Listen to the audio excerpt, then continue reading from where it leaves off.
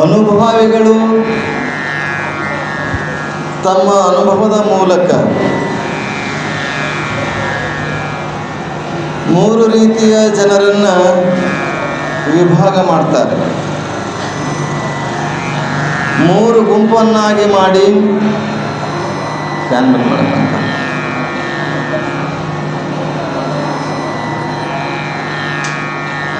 3 ಗುಂಪನ್ನಾಗಿ ವಿಂಗಡಣೆ ಮಾಡ್ತಾರೆ.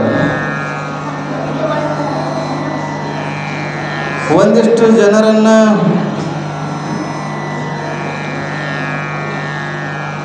ಧರ್ಮದ ಗುಂಪಿಗೆ ಸೇರ್ತಾರೆ. ಒಂದಿಷ್ಟು ಜನರು ಸ್ವಾರ್ಥದ ಗುಂಪಿಗೆ ಸೇರ್ತಾರೆ. ಒಂದಿಷ್ಟು ಜನರು ನಿಸ್ವಾರ್ಥ ಗುಂಪಿಗೆ ಸೇರ್ತಾರೆ. ಬಸವಣ್ಣ 3 ರೀತಿಯ ಜನರನ್ನು ನಾವು ನೋಡ್ತಾ ಬರ್ತೇವೆ. ಒಂದಿಷ್ಟು ಧರ್ಮ ಗುಂಪಿಗೆ ಸೇರಿದವರು ಜನ, ಒಂದಿಷ್ಟು ಸ್ವಾರ್ಥದ ಗುಂಪಿಗೆ, ಇನ್ನೊಂದಿಷ್ಟು ನಿಸ್ವಾರ್ಥ ಗುಂಪಿಗೆ. ಗೊತ್ತಾಗ್ತದೆ?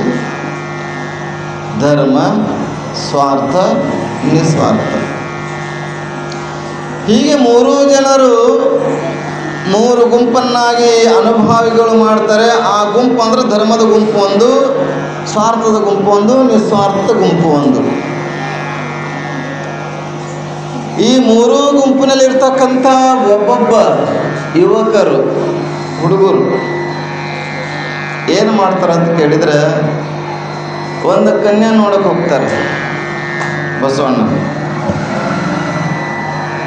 ಮದುವೆ ಆಗಬೇಕಂಥೇಳಿ ಒಂದು ಊರಿಗೆ ಬಂದು ಒಂದು ಕನ್ಯೆಯನ್ನು ನೋಡಕ್ಕೆ ಬರ್ತಾರೆ. 3 ಜನರು ಒಂದೇ ಊರಿಗೆ ಬರ್ತಾರೆ, ಒಂದೇ ಹುಡುಗಿ ನೋಡಕ್ಕೆ ಬರ್ತಾರೆ. ಆದರೆ 3 ಜನರಿಗೆ ಆ ಹುಡುಗಿ ಇಷ್ಟ ಆಗ್ತದೆ. ಹುಡುಗಿ 3 ಜನರಿಗೆ ಇಷ್ಟ ಆಗ್ತದೆ. ಆದರೆ ನಮ್ಮಲ್ಲಿ ಬಹುಪತ್ನಿತ್ವವಾಗಲಿ ಪತ್ನಿತ್ವವಾಗಲಿ ಸಂಪ್ರದಾಯವಿಲ್ಲ. ಮೈಕ್ ಸರಿ ಇಲ್ಲಿ ಹೋಗಿ.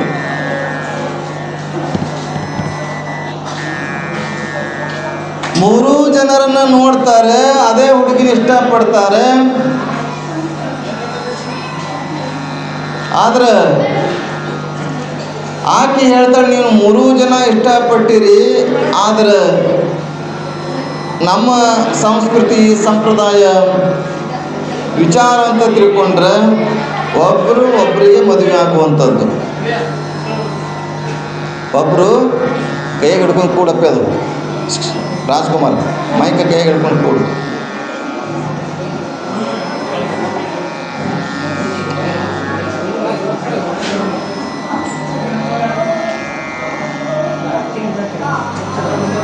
ಮೂರು ಹುಡುಗರು ಆ ಹುಡುಗಿನ ಇಷ್ಟಪಡ್ತಾರೆ. ಹುಡುಗಿ ಏನಂತಾಳೆ, ನಮ್ಮಲ್ಲಿ ಆ ಸಂಪ್ರದಾಯವಿಲ್ಲ, ನೀವು 3 ಜನ ನನ್ನನ್ನು ಇಷ್ಟಪಟ್ಟಿರಿ, ಆದರೆ ನಾವು ಒಬ್ಬರನ್ನೇ ಮದುವೆ ಆಗಬೇಕಾಗ್ತದೆ. ಆ ಹುಡುಗಿ ಅಂತಾಳೆ, ನೀವು 3 ತಿಂಗಳು ಬಿಟ್ಟು ಬರ್ರಿ, 3 ತಿಂಗಳ ಬಿಟ್ಟು ಬರ್ರಿ. ಬಸವಣ್ಣ 3 ತಿಂಗಳ ಬಿಟ್ಟು ಬರ್ತಾರೆ 3 ಜನ. ಒಬ್ಬ ಧರ್ಮದ ಗುಂಪಿಗೆ ಸೇರಿದವನು, ಒಬ್ಬ ಸ್ವಾರ್ಥದ ಗುಂಪಿಗೆ ಸೇರಿದವನು, ಇನ್ನೊಬ್ಬ ನಿಸ್ವಾರ್ಥ ಗುಂಪಿಗೆ ಸೇರಿದವನು. 3 ಜನ ಏನು ಮಾಡ್ತಾರೆ, 3 ತಿಂಗಳ ಬಿಟ್ಟು ಬರ್ತಾರೆ ಆ ಹುಡುಗಿ ಮನೆಗೆ ಮದುವೆ ಆಗಬೇಕಂತೇಳಿ. ಆದರೆ ಆ ಹುಡುಗಿ ಆ 3 ತಿಂಗಳಲ್ಲಿ ಪ್ರಾಣ ಬಿಟ್ಟಿರ್ತಾಳೆ, ಸತ್ತೋಗಿರ್ತಾಳೆ. ಸತ್ತು ಹೋಗಿದ್ದನ್ನು ಕಂಡು ಆಕೆಯ ಮೃತ ಶರೀರವನ್ನು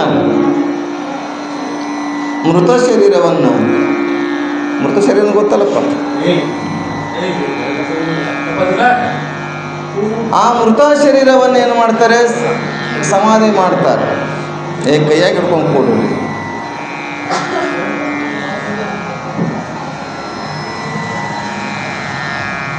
ಮೃತ ಶರೀರವನ್ನು ಆ ಆಕೆ 3 ತಿಂಗಳ ಬಿಟ್ಟು ಬರಲಿಕ್ಕೆ ಹೇಳಿರ್ತಾಳಲ್ಲ, ಆಗ ಸತ್ತಿರ್ತಾಳೆ. ಸ್ಮಶಾನದಲ್ಲಿ ಏನು ಮಾಡ್ತಾರೆ, ಹೂತಾಕ್ತಾರೆ. ಒಬ್ಬ ಏನು ಮಾಡ್ತಾನೆ, ಧರ್ಮದ ಗುಂಪಿಗೆ ಸೇರಿದವನು ಹುಡುಗಂತಾನೆ, ತಂದೆಯನ್ನು ಕಳೆದುಕೊಂಡ, ಮಗಳನ್ನು ಕಳೆದುಕೊಂಡ ತಂದೆ ಒಬ್ಬನೇ ಆಗಿದ್ದಾನೆ.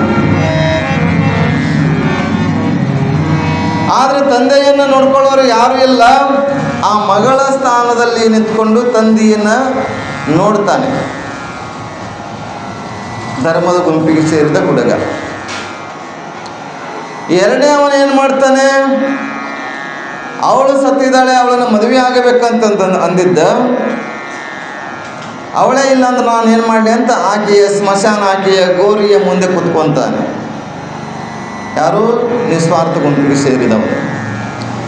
ಸ್ವಾರ್ಥದ ಗುಂಪಿಗೆ ಸೇರಿದವನು ವಿಚಾರ ಮಾಡ್ತಾನೆ, ಇವಳನ್ನು ಹೇಗಾದರೆ ಬದುಕಿಸಿ ಮದುವೆ ಆಗಬೇಕು ಅಂತ ಹಿಮಾಲಯ ಪರ್ವತದ ಕಡೆಗೆ ಹೋಗಿ ಸಂಜೀವಿನಿ ವಿದ್ಯೆಯನ್ನು ಕಲಿತು ಬರ್ಲಿಕ್ಕೆ ಹೋಗ್ತಾನೆ.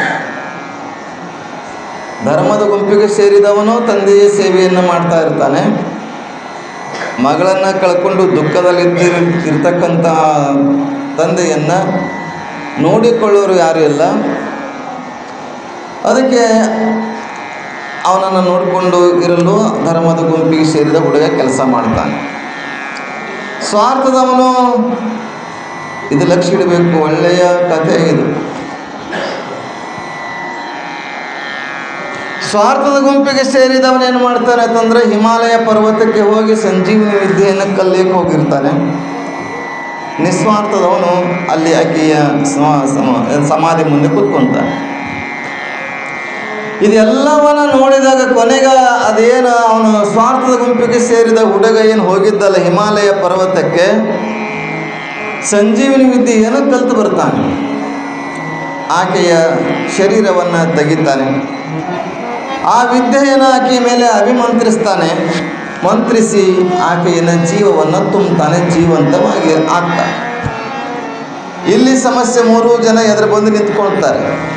3 ಜನ ಎದುರಿರ್ತಾರೆ. 3 ಜನ 3 ತಿಂಗಳು ಬಿಟ್ಟು ಬರ್ಲಿಕ್ಕೆ ಹೇಳಿರ್ತಾಳೆ, ಮದುವೆ ಆಗ್ಬೇಕಂತ ಹೇಳಿರ್ತಾಳೆ.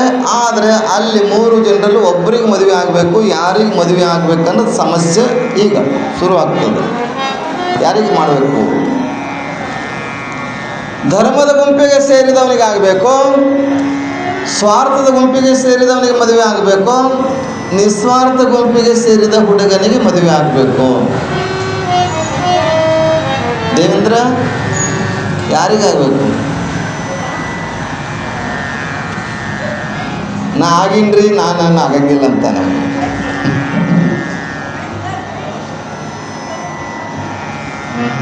ಹುಡುಗಿಗೆ ಕೇಳಬೇಕು, ಮದುವೆ ಆಗಲಿಲ್ಲ, ನಾವು ಒಬ್ಬನೇ ಅಲ್ಲ. ಈಗ ನೀನೇ ಹೇಳಪ್ಪ ರಾಜ್ಕುಮಾರ್.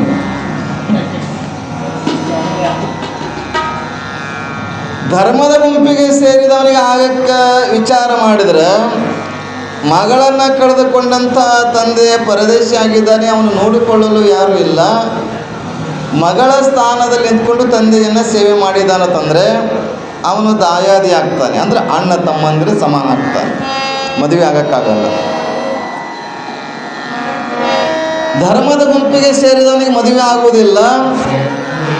ಸ್ವಾರ್ಥದ ಗುಂಪಿಗೆ ಸೇರಿದವನಿಗೆ ಆಗಬೇಕಂತ ವಿಚಾರ ಮಾಡಿದರೆ, ಸ್ವಾರ್ಥದ ಗುಂಪಿಗೆ ಸೇರಿದವನು ಸಂಜೀವಿನಿ ವಿದ್ಯೆಯನ್ನು ಕಲಿಸಿ ಮರುಜನ್ಮವನ್ನು ಕೊಟ್ಟಿರ್ತಾನೆ, ಅವನು ತಂದೆಯ ಸಮಾನ ಆಗ್ತಾನೆ. ಜನ್ಮವನ್ನು ಪುನರ್ಜನ್ಮವನ್ನು ಕೊಟ್ಟಿರ್ತಾನಲ್ಲ, ತಂದೆಯ ಸಮಾನ ಆಗ್ತಾನೆ. ಇನ್ನೇನು ಯಾವುದನ್ನ ಬಿಟ್ಟು ಎಲ್ಲವನ್ನ ಬಿಟ್ಟು ಸಮಾಧಿ ಎದುರುಗಡೆ ನಿಸ್ವಾರ್ಥ ಗುಂಪಿಗೆ ಸೇರಿದವನು ಕೂತಿದ್ದಾನಲ್ಲ, ಅವನಿಗೆ ಮಾತ್ರ ತಿಳಿಸಿ ಮದುವೆ ಆಗ್ತಾಳೆ. ಇದು ಕತೆ. ಹಾಗೆ ಇವತ್ತು ಜಗತ್ತಿನ ಜನರನ್ನು ನಾವು ಅಧ್ಯಯನ ಮಾಡಿದರೆ, ವಿಚಾರ ಮಾಡಿದರೆ, ಚಿಂತನೆ ಮಾಡಿದರೆ, ನಾವೆಲ್ಲ ಒಂದೊಂದು ಗುಂಪಿಗೆ ಸೇರಿದವರು. ನಾವೆಲ್ಲರೂ ಕೆಲವರು ಧರ್ಮದ ಗುಂಪಿಗೆ ಸೇರಿದವರು ಅದಾರೆ, ಕೆಲವರು ಸ್ವಾರ್ಥದ ಗುಂಪಿಗೆ ಸೇರಿದವರು, ಕೆಲವರು ನಿಸ್ವಾರ್ಥ ಗುಂಪಿಗೆ ಸೇರಿದವರು. ಹಾಗೆ ಇದನ್ನೆಲ್ಲವನ್ನು ನೋಡಿದಾಗ ಕೊನೆಗೆ ನಮಗಾಗ್ತದೆ, ಭಗವಂತ ನಮ್ಮನ್ನು ಕೈ ಹಿಡಿಬೇಕಾಗಿತ್ತಂದ್ರೆ ಧರ್ಮದ ಗುಂಪಿಗೆ ಸೇರಿದವನಿಗೆ ಕೈ ಹಿಡಿತಾನೋ, ಸ್ವಾರ್ಥದ ಗುಂಪಿಗೆ ಸೇರಿದವರಿಗೆ ಕೈ ಹಿಡಿತಾನೋ, ನಿಸ್ವಾರ್ಥ ಗುಂಪಿಗೆ ಸೇರಿದವನಿಗೆ ಕೈ ಹಿಡಿತಾಳು. ಯಾರಿಗೆ ಹಿಡಿತಾನಪ್ಪ? ಹುಡುಗಿ ಯಾರಿಗೆ ಮದುವೆ ಆದಳು? ನಿಸ್ವಾರ್ಥ ಗುಂಪಿಗೆ ಸೇರಿದವನಿಗೆ ಹೆಂಗೆ ಮದುವೆ ಆದವಳು, ಹಾಗೆ ಭಗವಂತ ಒಲಿಬೇಕಾಗಿತ್ತಂದ್ರೆ, ಮಹಾತ್ಮರು ಒಲಿಬೇಕಾಗಿತ್ತಂದ್ರೆ ನಿಸ್ವಾರ್ಥದಿಂದ ಸೇವೆ ಮಾಡಿದಾಗ ಮಾತ್ರ ಭಗವಂತ ಒಲಿತಾನನ್ನುವಂಥದ್ದನ್ನು ನೋಡ್ತಾ ಬರ್ತೇವೆ. ತಿಳಿತಾ ಇಲ್ಲ ನಿಮಗಿನ್ನು? ನನ್ನ ಪ್ರವಚನ ತಿಳಿದಂಗೆ ಅನ್ನಿಸ್ತದ, ತಿಳಿಯಂಗಿಲ್ರಿ. ತಿಳಿಲಾರ್ದವ್ರಿಗೆ ತಿಳಿಲಾರ್ದಂಗೆ ಹೇಳುವುದೇ ಪ್ರವಚನ. ಹಾಗೆ ಮಹಾತ್ಮ ಯಡಿಯೂರು ಸಿದ್ಧಲಿಂಗೇಶ್ವರ ಈ ಕನಜ ಅದು ಬೇಡ. ಅವನ ಕೃಪಾ ಆಶೀರ್ವಾದವನ್ನು ನಾವೆಲ್ಲ ಪಡಿಬೇಕಾಗಿತ್ತಂದ್ರೆ ನಿಸ್ವಾರ್ಥ ಇದ್ದವರಿಗೆ ಮಾತ್ರ ಭಗವಂತ ಒಲಿತಾನೆ. ನಾವು ನೋಡ್ತಾ ಬಂದೇವಿ. ನಿನ್ನೆಯ ಕಥೆ ಏನಪ್ಪ? ಬಸವಣ್ಣ ತೋರಿಸಿದ್ದೇನೆ. ನಿನ್ನೆಯ ಪುರಾಣ ಏನಾಗ್ಯದ ಗೊತ್ತಾ? ಏನಾಗೈತಿ?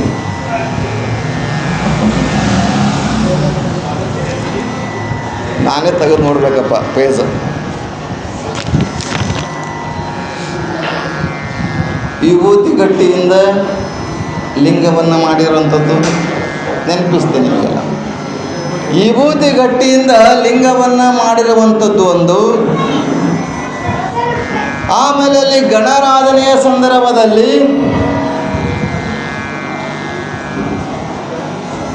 ಏನಾಗ್ತದೆ? ಬದನೆಕಾಯಿ ಕದ್ಕೊಂಡು ಹೋಗಿದ್ದು ಒಂದು ಕಡೆ ಇರಲಿ, ಆದರೆ ಪಾತ್ರೆ ಸಾಮಾನುಗಳನ್ನ ಕೇಳಿದ್ರೆ ಪಾತ್ರೆ ಸಾಮಾನುಗಳನ್ನ ಕೊಡಲಿಲ್ಲ. ಮನೆಯಲ್ಲಿರ್ತಕ್ಕಂಥ ಎಲ್ಲ ಪಾತ್ರೆ ಸಾಮಾನೆಲ್ಲ ಖಾಲಿ ಆಗಿದ್ದು. ಹಾಗೆ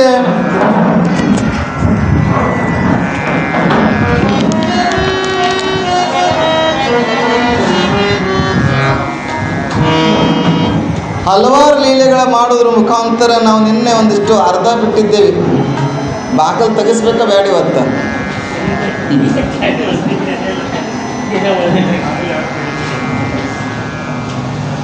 ಅದೇನಂತಾರಲ್ಲ, ಬಾಗಿಲನ್ನು ತೆಗೆದು ದರ್ಶನವ ಕೊಡು ಹರಿ ಅಂದಂಗೆ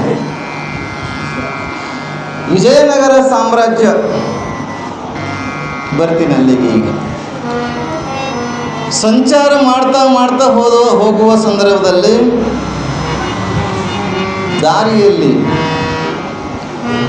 ಸಿದ್ಧಲಿಂಗ ಬಂದಿದ್ದಾನಂತ ಬಹಳ ಸಂತೋಷದಿಂದ ಅವನ ಮೆರವಣಿಗೆ, ಅವನ ಉತ್ಸವ, ಅವನು ಎಲ್ಲೆಲ್ಲಿ ಇರ್ತಾನೋ ಅಲ್ಲಿ ದಾಸೋಹ ಅಧ್ಯಾತ್ಮದ ಚಿಂತನೆಯನ್ನು ಮಾಡ್ತಾ ಹೋಗ್ತಾರೆ. ಆಗ ದಾರಿಯಲ್ಲಿ ಒಬ್ಬ ರೈತ ಓಡೋಡಿ ಬರ್ತಾನೆ. ರೈತ ಬರಗಾಲದ ಸಂದರ್ಭ, ರೈತ ಓಡೋಡಿ ಬರ್ತಾನೆ.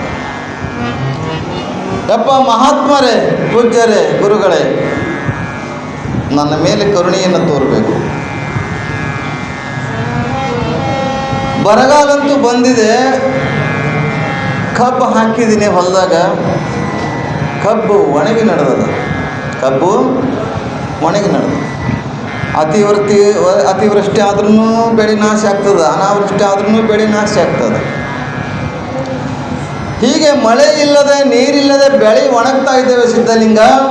ಅದಕ್ಕೆ ನಿನ್ನ ಆಶೀರ್ವಾದ ಆಗಬೇಕಂದಾಗ ಸಿದ್ಧಲಿಂಗ ಹೇಳ್ತಾನೆ, ಏನು ಚಿಂತೆ ಮಾಡಬೇಡ, ಹೋಗು ಕಬ್ಬಿನ ಮಧ್ಯದಲ್ಲಿ, ಕಬ್ಬಿನ ತೋಟದ ಮಧ್ಯದಲ್ಲಿ ಬಿಳಿ ಸಿಹಿ ನೀರಿನ ಬುಗ್ಗೆ ಎದ್ದು ನಿನ್ನ ಹೊಲ ತುಂಬ ಆಗೈತಿ, ಹೋಗು ಅಂತ ಆಶೀರ್ವಾದ ಮಾಡಿ ಕಳಿಸ್ತಾರೆ. ಹಾಗೆ ಸಿದ್ಧಲಿಂಗನ ವಾಣಿಯಂತೆ ಆ ಇದರಲ್ಲಿ ಕಬ್ಬಿನ ಗದ್ದೆಯಲ್ಲಿ ಸಿಹಿ ನೀರಿನ ಬುಗ್ಗಿ ಇದ್ದು ಇಡೀ ಹೊಲ ತುಂಬ ಆಗಿತ್ತಂತೆ. ಅದನ್ನು ನೋಡ್ತಾ ವಿಜಯನಗರಕ್ಕೆ ಬಂದಾಗ ಅಲ್ಲಿ ವಿಜಯನಗರದ ಅರಸ ಬರಗಾಲದ ಪರಿಸ್ಥಿತಿಯನ್ನು ಬಂದಾಗ ನಿಮಗೆಲ್ಲ ಗೊತ್ತಿದೆ, ಎಷ್ಟು ರೈತನ ಜೀವನ ಕಷ್ಟ ಅಂತೇಳಿ. ಎಷ್ಟೋ ಜನರು ಆತ್ಮಹತ್ಯೆ ಮಾಡಿಕೊಂಡ್ರು, ಸಾಲ ಮಾಡಿ, ಕೂಲಿ ಇಲ್ಲದೆ ಸಾಕಷ್ಟು ಆತ್ಮಹತ್ಯೆಗಳು ನಡೆದವು. ಹಾಗೆ ಒಬ್ಬ ರೈತ, ನಮ್ಮ ರೈತಂದು ಪುರಾಣ ರೈತ ಅಲ್ಲ, ನಮ್ಮ ರೈತ, ಬರಗಾಲ ಬಿದ್ದಿತ್ತಂತ ಬಹಳಷ್ಟು. ಬರಗಾಲ ಇದ್ದಾಗ ಏನಾಯಿತು ಅಂತ ಕೇಳಿದ್ರೆ ದೇವರಿಗೆ ಮಹಾದೇವನಿಗೆ ಬಂದು ಪ್ರಾರ್ಥನೆ ಮಾಡ್ತೀಯಪ್ಪ, ಮಹಾದೇವ ಪರಮಾತ್ಮ ನಿನ್ನ ಆಶೀರ್ವಾದ ಆಗಬೇಕು. ಬರಗಾಲ ಬಂದದ, ಏನು ಮಾಡೋಣ? ಬಿತ್ತಬೇಕಾದ್ರೆ ಬಾವಿಗೆ ನೀರಿಲ್ಲ, ಹಳ್ಳ ಕೊಳ್ಳಗಳೆಲ್ಲ ಬತ್ತು ಹೋಗಿದಾವ. ಈ ಸಲ ನಿನ್ನ ಆಶೀರ್ವಾದದಿಂದ ಮಳೆ ಚೆನ್ನಾಗಿ ಬಂದ್ರೆ ನಾ ಏನು ಬೆಳಿತೀನಲ್ಲ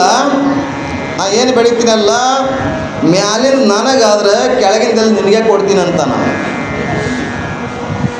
ಮ್ಯಾಲಿಂದ ನನಗೆ ಕೆಳಗಿಂದಲ್ಲಿ ನಿನಗೆ ಕೊಡ್ತೀನಿ ಮಹಾದೇವ ಅಂತ ಪ್ರಾರ್ಥನೆ ಮಾಡ್ದ. ಅವನ ಜೊತೆಗೆ ಹಲವಾರು ಜನರು ಪ್ರಾರ್ಥನೆ ಮಾಡಿದರು. ಅವ ಏನು ಬಿತ್ತದಂದ್ರೆ ಜೋಳ ಬಿತ್ತದ್ರಿ. ಎಂದು ಪರಮಾತ್ಮನಿಗೆ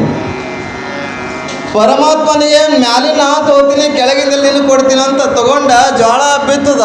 ಜೋಳ ತೆನೆಯಲಾಗ್ತವ, ಮೇಲಾಗ್ತವ. ಮ್ಯಾಲಿನ ತೆನೆ ತಾನು ತಗೊಂಡ ಕೆಳಗಿನೆಲ್ಲ ದಂಟೆಲ್ಲ ದೇವ್ರಿಗೆ ತಂದು ಒಪ್ಪಿಸ್ದಂತ. ದೇವ್ರಿಗೂ ಹೇಳಿ ಮೋಸ ಮಾಡುವಂಥ ನಮ್ಮವ್ರು ರೈತರು. ಇನ್ನೊಂದು ಏನು ಸಲ ಮಾಡ್ದ, ಮತ್ತೆ ಮಹಾದೇವ ಬೇರಿಕೆನ ಕಾಣ್ತತಿ, ಬರಗಾಲ ಮಳೆ ಬಲ್ದಾರ ನೋಡ್ಕೊಳ್ಳೋ ಅಂತೇಳಿ ಬರಗಾಲ ಹಾಕದ.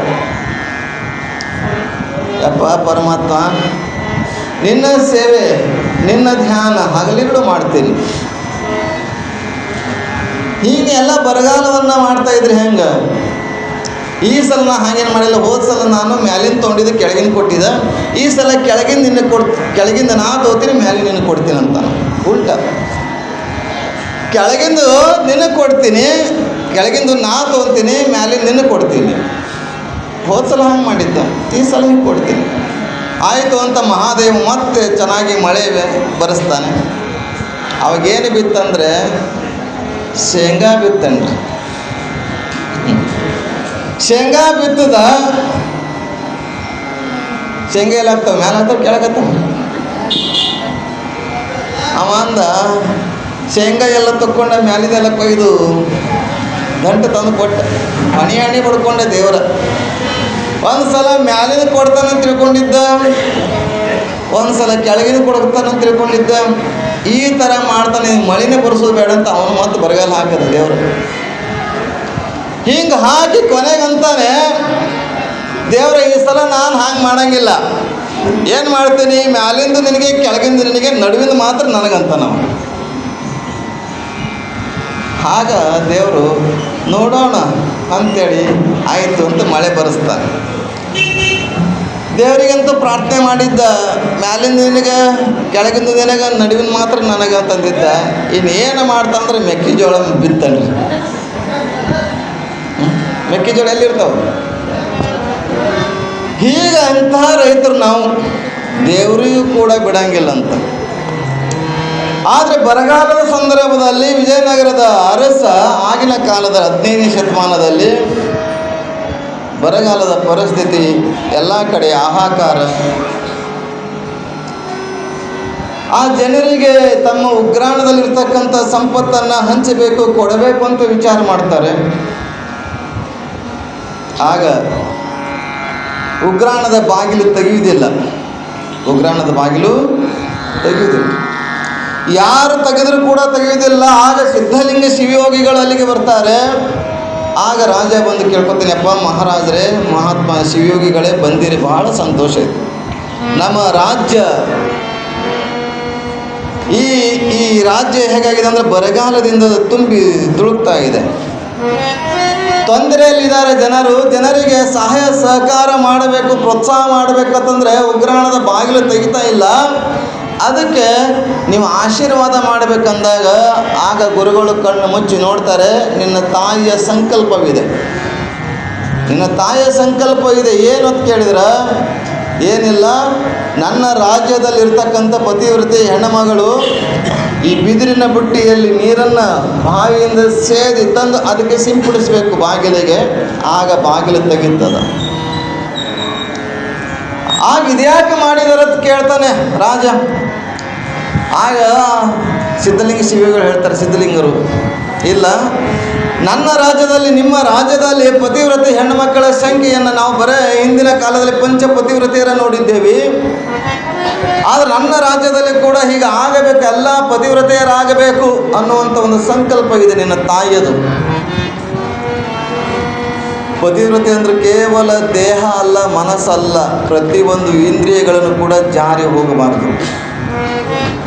ಅದಕ್ಕೆ ಊರ ಮುಂದಿನ ಬಾವಿ ಯಾರೂ ತೋಡಿದರೆ ಕಾಲು ಜಾರಿದರೆ ಕೈಲಾಸ, ಮನವ ಜಾರಿದರೆ ವನವಾಸ ಅಂತ ಹೇಳಿದ್ದಾರೆ. ಅದಕ್ಕೆ ನಾವು ನಮ್ಮ ಮನಸ್ಸನ್ನು, ನಮ್ಮ ದೇಹವನ್ನು ಎಲ್ಲ ನಿಗ್ರಹ ಒಂದೇ ಕಡೆ ಇಟ್ಟಾಗ ಮಾತ್ರ ಇಂದ್ರಿಯಗಳನ್ನು ಜಾರಿ ಹೋಗಬಾರದು, ಮನಸ್ಸು ಜಾರಿ ಹೋಗಬಾರದು.